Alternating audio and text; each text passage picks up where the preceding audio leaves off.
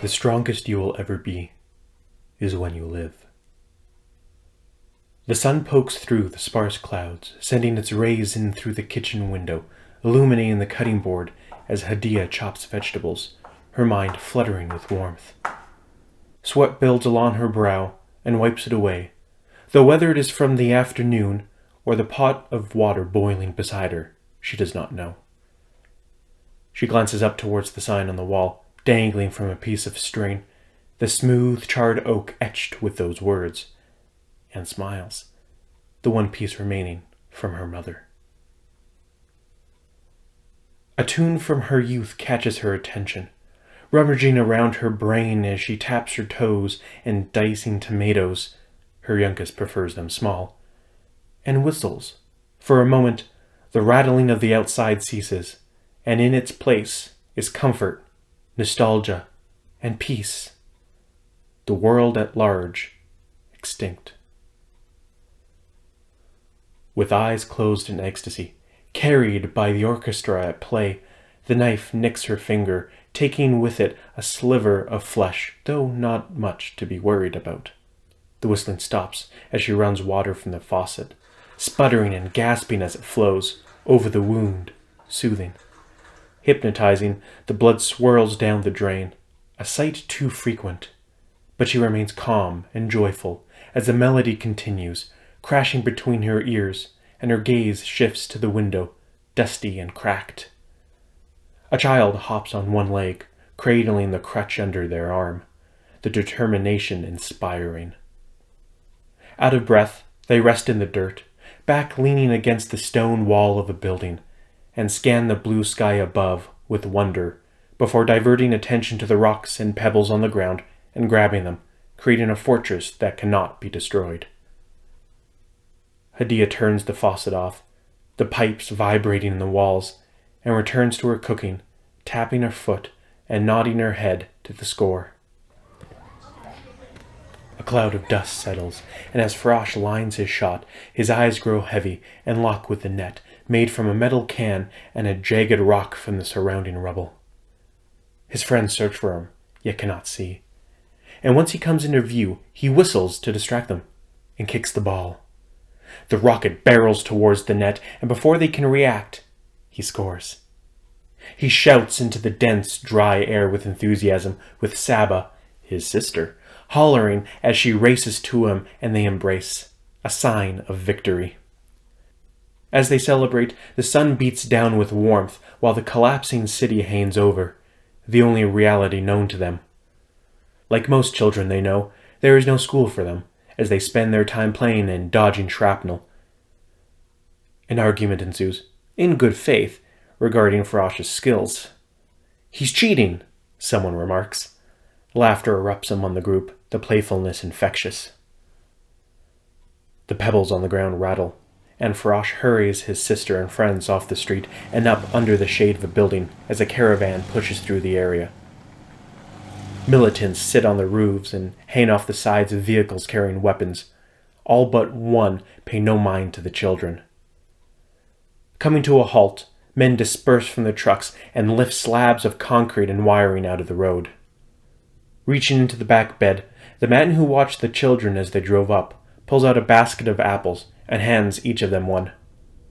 Frosh, the first to speak up, thanks the man with the others expressing their gratitude promptly, though the man waves them off, expecting no recognition from them, instead pleading to pass it along.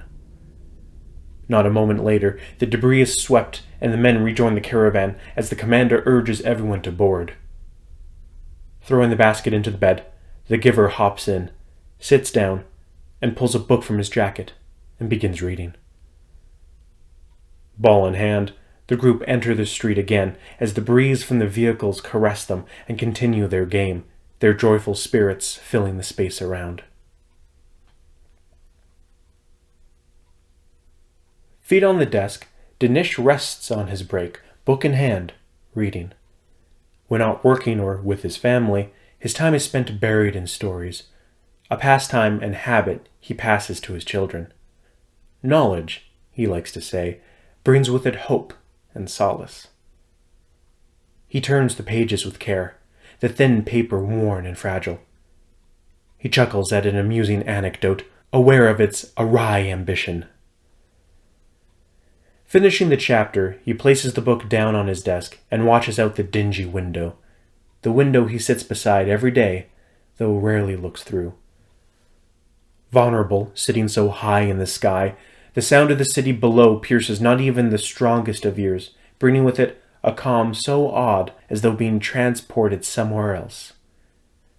His head jerks as a glimpse of a bird catches his attention. He follows it, and as it swoops and dives, taking part in its own acrobatic display of grace, before perching itself on the ledge of the window, looking in. Dinesh rises from his seat and glides towards the majestic, kneeling down for the pair to lock eyes with each other. The bird pecks the glass with a gentle nudge. Grinning wide, Dinesh whistles, struggling at first, but catches on soon to communicate. And as if understanding, the bird responds, chirping its call which flows about the still office. Papers scatter along the floor as someone outside his door rams into the wall, unaware of their surroundings, with the bagel hanging out of their mouth, breaking Dinesh's concentration, and as he returns to the window, the bird is gone. He picks himself up and hurries to the hallway to help retrieve the papers before returning to his desk and grabbing the book again. Thuds from the concrete ricochet as Farash and Saba race each other around the house, burning the excess adrenaline, waiting for dinner, with Hadia hovering over the stove, letting out a chuckle. Dinesh enters the kitchen, groggy from the day, and places his bag on the floor and sneaks up behind his wife, his footsteps matching those of his children. Taking her by surprise, he wraps his arms around her and the pair embrace, their bodies and souls becoming one with the glow surrounding them by the setting sun. They kiss, their passion palpable. Steam rises from the dish, a lamb curry, mixing the family's roots with the travels Hadia made in her youth along with their parents. Saba takes a bite, and with regret in her eyes, opens her mouth wide to cool the smoldering heat. Hadia smirks, holding in laughter, seeing herself in her daughter's eyes and thinking back to her childhood. She hopes she has turned into the person her mother was, with a nurturing and affectionate soul, and praying for that for the next generation. The conversation around the table is lively. Among hearty bites of food, the children dive into convoluted and exaggerated stories of their adventures, most ending the same with the eruption of laughter between the siblings, leaving the parents to giggle with confusion and endearment. Farash perks up, his head twisting around the room, searching for something, though as his parents take note, searching for something they do not know. They inquire, to which Farash puts his hands up in a bid for them to quiet. He looks towards the ceiling. Confusion sprawled across his face before Hadia and Dinesh catch on and, too, gaze upwards. A whistle, growing louder with each second, hangs above them like a vulture, and with sorrow building, they reach out their hands and grasp tighter than ever before, and smile with love. The sputtering and gasping of the coffee machine fills the emptying break room as a soldier, impatient with her tapping foot, waits for the nectar they crave before returning to the office.